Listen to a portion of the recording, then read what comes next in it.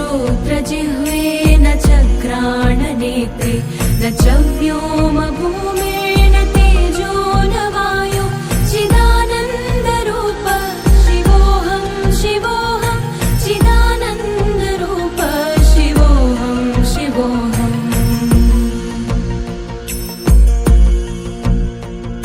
न च प्राणसंज्ञो न वै पञ्चवायु न वा सप्तधातुर्न वा पञ्चकोश